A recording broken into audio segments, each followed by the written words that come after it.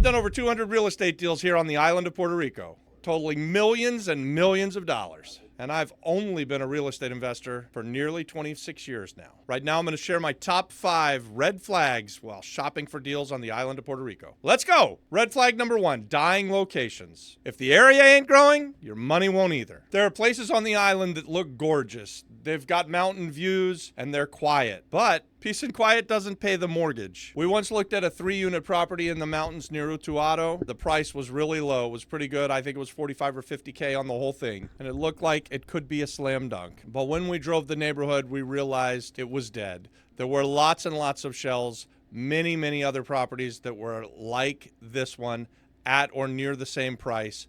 And the truth is, nobody was living there. There were lots of houses with board-up windows. There wasn't any construction going on.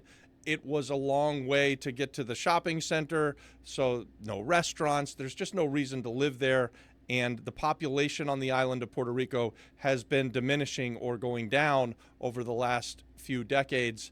And so these areas that look like they're dying aren't necessarily the best place for you to park your money. I personally don't like to drive up into the mountains, so we have stayed away from these mountain towns that seem like they're dying. Hey guys, let me tell you about my premium community. It's called Apex. We are a group of doers, and we want to invite you if you want to be a real estate investor, if you're just getting started, or maybe you're ready to scale. Either way, join us in Apex. We've also got some goodies that come along with the membership. You get access to Go High Level, which is an incredible CRM that'll keep you organized, help you to scale. And if you're looking to solve the data problem on the island of Puerto Rico, we've just recently partnered with Red Atlas, and they are solving all kinds of problems when it comes to real estate data for the island of Puerto Rico. When you join us, you get 4 months free of Red Atlas. So join Apex. Let's go back to the video. Red flag number 2, bad title or airship nightmares, we'll call it. If you don't own it clean, you don't own it at all. And you might think that you're buying it from Uncle Tony, and Uncle Tony might even think that he owns the damn house.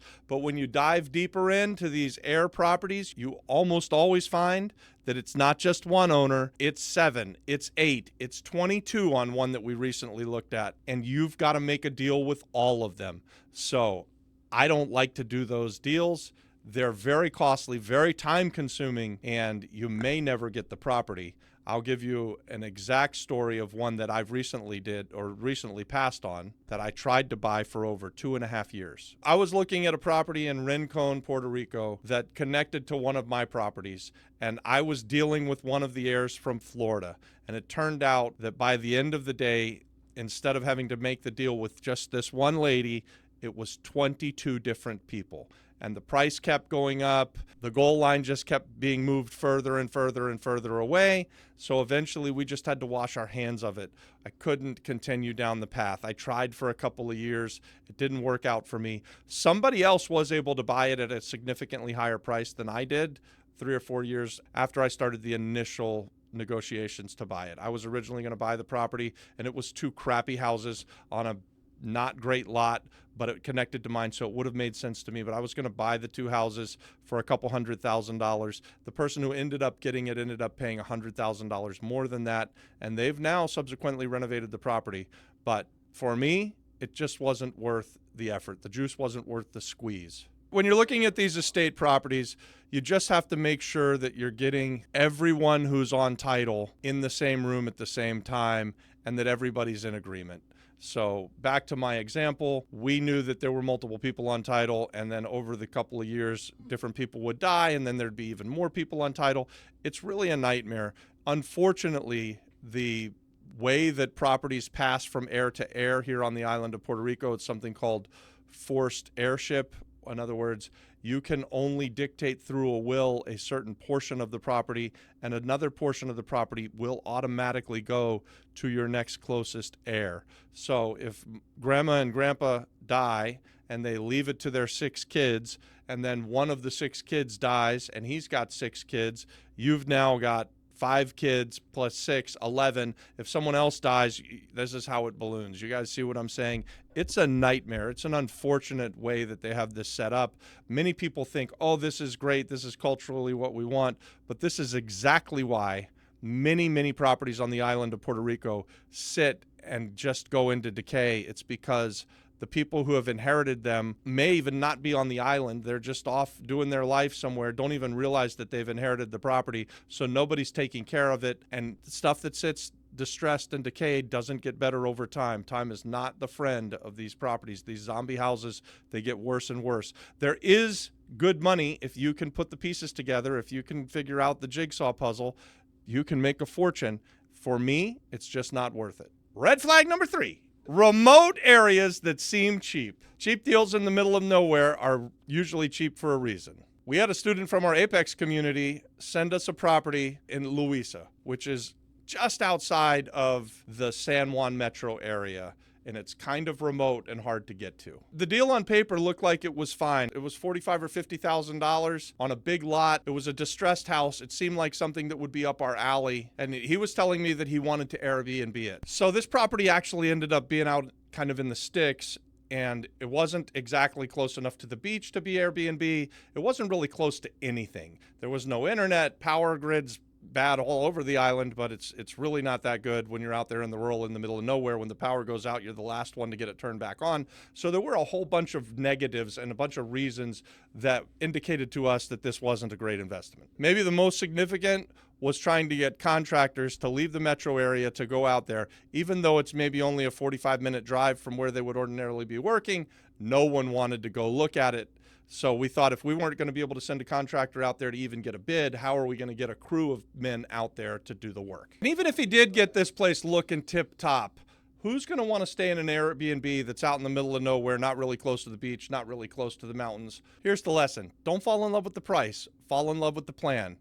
And fall in love with the properties that are going to make you money. Red flag number 4, fantasy after repaired value numbers. If the numbers are based on dreams, you're going to wake up broke. We recently had a wholesaler pitch us a deal in Carolina, Puerto Rico, which is a place that we like to buy. He said the comps showed that it was worth $500,000 fixed up, but when we dug deeper into the comps, what he was doing is he was pulling comps from a gated community nearby. So this house was outside of the gated community. Those inside the gates were much newer, more modern, and bigger. And so now these houses outside of the gates aren't worth $550,000. Maybe they're worth $350,000. And fortunately for us, we lived in the gated community, Vista Mar Marina, and so we knew where he was pulling the comps from, and it was definitely significantly nicer. And even though it was only maybe a quarter mile away, which ordinarily would be a good comp for you as a real estate investor, we knew, because we knew the area very well,